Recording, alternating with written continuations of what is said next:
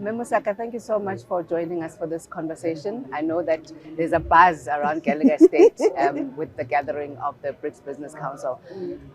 There's a lot of political discourse looking at what the climate is in our country economically. We're looking at high unemployment rates, especially amongst youth, and there's a great deal of skepticism. Do you think that part of the reason for the skepticism is about a disconnect between organizations such as the DBSA that you are, the CEO of, and even structures like the BRICS Business Council with the communities? I think, there's not necessarily a disconnect as such, Tabiso.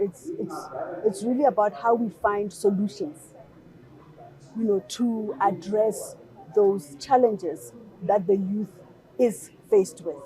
And that would require a lot of collaboration between state-owned entities, government, and the private sector, so that we solution, to drive economic development in creating the jobs that are required in our country. We were, in a session now on energy, on energy security, and how to, create opportunities, for the youth, for women companies in actually building, for them to actually partake in this green growth economy. And I think you are right. We need to close this discourse by actually creating the opportunities and collaborating as public and private sector, so that this gap can be closed. Over and above that, I think I perhaps should have phrased it to say in terms of just communication. Yes. Because there is, I know from just having access to information, even individuals, what the mandate, for instance, of the DBSA is and what is being done. But that is not translating to being familiar to people on the ground. And therefore, it feels as if only certain people can benefit from, organizations such as yours. Yes. When you look at, for instance, DBSA, our mandate is quite wide. We focus on network sectors. So we focus on energy, transport, water, digital infrastructure, health and education. And we fund infrastructure projects. And we play along the infrastructure value chain, where we plan infrastructure projects, we prepare, we fund, we build, and we also maintain infrastructure. So we actually work a lot with municipalities. I mean, over 30% of the DBSA book is actually with municipalities, and we also work with the private sector as well, and state-owned entities.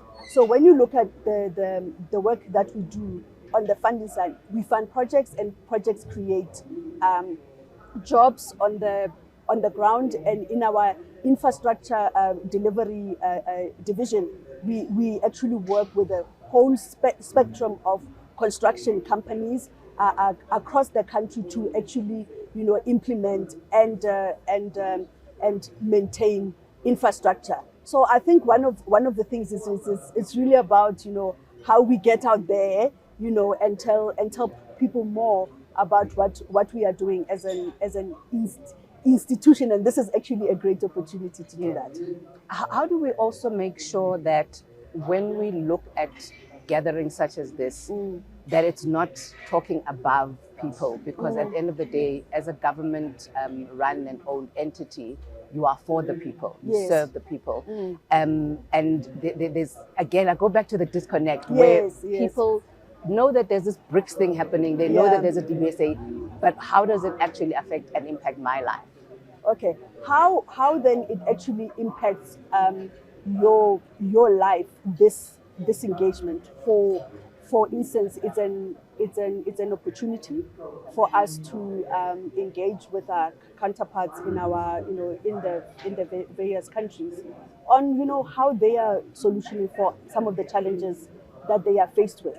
So there is a knowledge sharing element where we actually learn to even about the technologies that are deployed, the funding mechanisms, that are being deployed in those countries as well. As the DBSA, for instance, we will be hosting our own interbank engagement with the BRICS countries next week, Tuesday. Where we will be having these discussions around the just energy transition as well. How this then translates, on the ground is this with this knowledge. We then, refine, some of the solutions we provide. It enlarges our partnership base as well, and also our access to our sources of funds.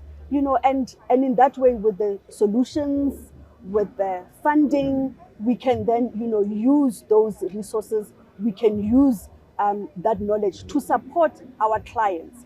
For instance, supporting our municipalities. When we fund our municipalities and we fund projects in the municipal space, then they then enabled to provide service delivery to South Africans. So that is where it actually touches South Africans. For instance, let me make an example.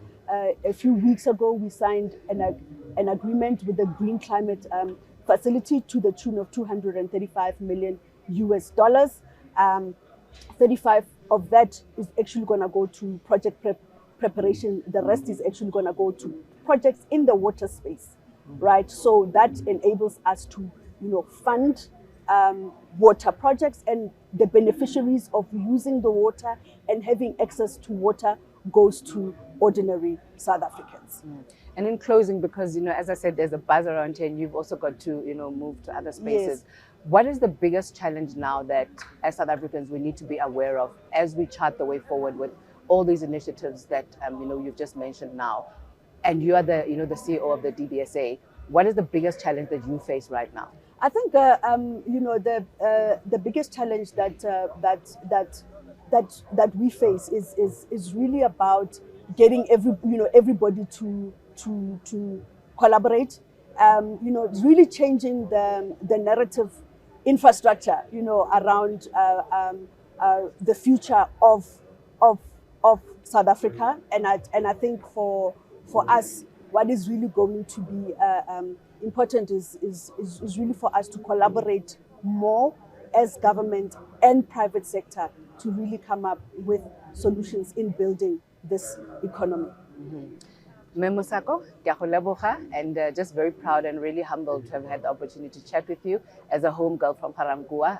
We're looking to you and we're praying for you because the role that you're playing is critical.